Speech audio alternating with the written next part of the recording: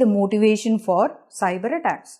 This includes obstruction of information and denigration in the reputation of the country. Next is denial in providing public services. Next, smashing up legal interest. Next, counter international cybersecurity measures. Next, retardation of decision-making process. And finally, abatement of public confidence. We'll see one after the other. Obstruction of information. Whenever there is a need for specific data or information from any organization, from any websites or databases, the main aim of the hacker is to block the access to the important information. They do it with authorized users' identity, and further they try to compromise the capability of the organization for the upcoming events. Second, denigration in the reputation of the country. Here the motivation for cyber attack is to degrade the reputation of the organization in turn and further the country. Every country has the competencies due to the technological development. This improves the productivity and the value of the country among other developing countries. To damage this, large-scale cyber attacks are launched through the networks. Third one, denial in providing public services. An attacker can cause disruption in any public domains such as the stock markets, banking, airline services, and railway services by blocking access to valuable information for any authorized users in their organization. Next is smashing up legal interest. The well-recognized organizations' networks are smashed to get the benefit of their favored organization. This is one of the prime and the known motives of cyber attack. To deal with such scenarios, the well-defined security goals must be present in the organization. Counter international cybersecurity measures. The hackers who initiate the cyber attacks mainly concentrate to challenge the initiatives taken by the international cybersecurity community to stop and prevent the cyber attacks.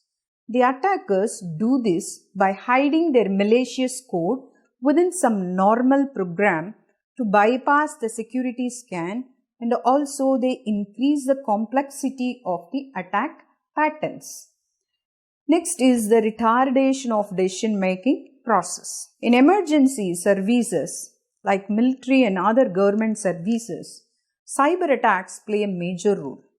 It causes delay in the decision-making process like activation of a life support system in the hospital sometimes, even which may cause death of patients, and the tactical deployments in military defeats are some of the examples of this type. The last one is the abatement of public confidence. Public generally lose their confidence about the safety and security and trustworthiness on the organization or on the government due to the stealing or hacking of their personal or private information. So we saw clearly the motive behind all these types of cyber attacks.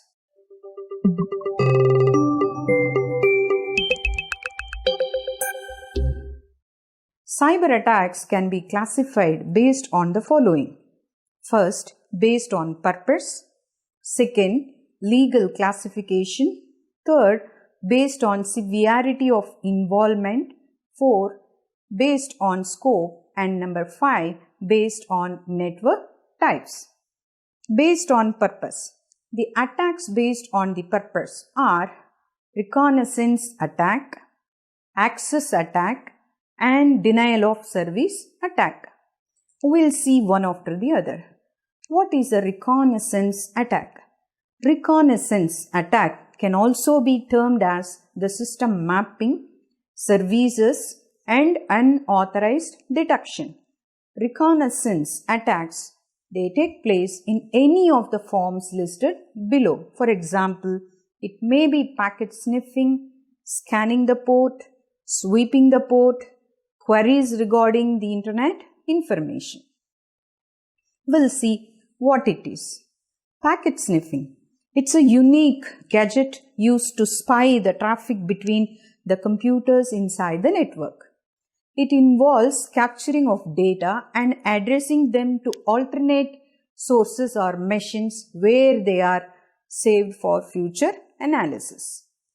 Next is the scanning the port. It consists of continuous stream of messages sent by an attacker attempting to break into the computer to examine which computer network services are associated with a well-known port number the computer provides.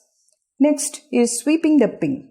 IP addresses, these are the addresses given uniquely to every device, and IP addresses and mapping to live host are done by the attacker using this type of scanning technique. Next is the queries regarding the internet information. The cyber attackers, they use the domain name system. In short, we call it as DNS, and these queries to ascertain the owner of a domain and the address assigned to the same.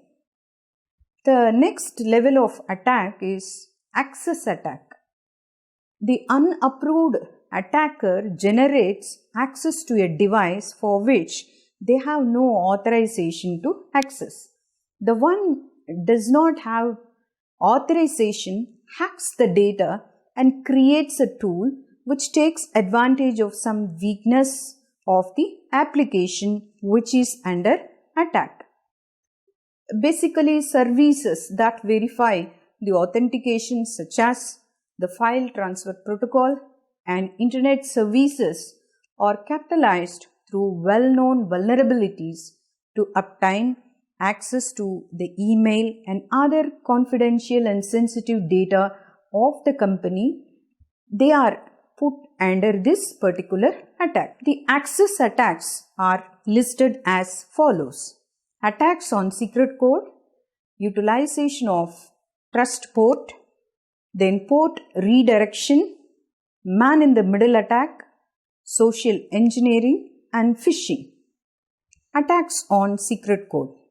A user without access or authority tries to hack into the account by utilizing every possible combination of passwords in a niche domain.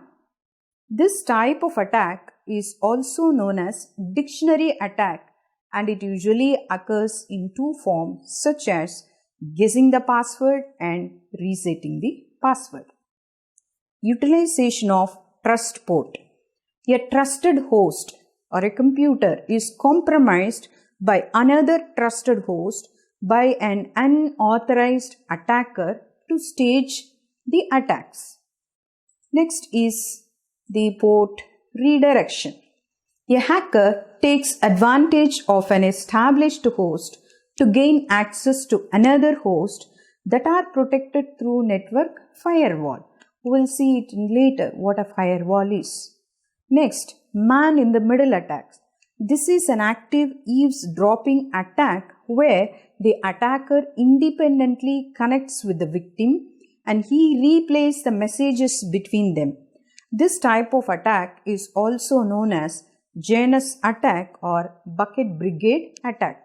It makes the users to assume that the contact between them is private. Next is social engineering. Malicious code infects social engineering websites through SQL injection, that is structured query language injection, leading to any users accessing the website to become infected and may also alter the content of these websites. Next is phishing. That is the action of pretending to be a licensed venture and sending some fake emails to fool users into giving up private information that may be used for theft of identity at a later point of time. Next is the denial of service attack. Slowing down or crashing the system to render it slow or unusable is called as the denial of service attack. This involves corruption or deletion of data or information and disabling of the network system by declining the services to the known or legitimate users.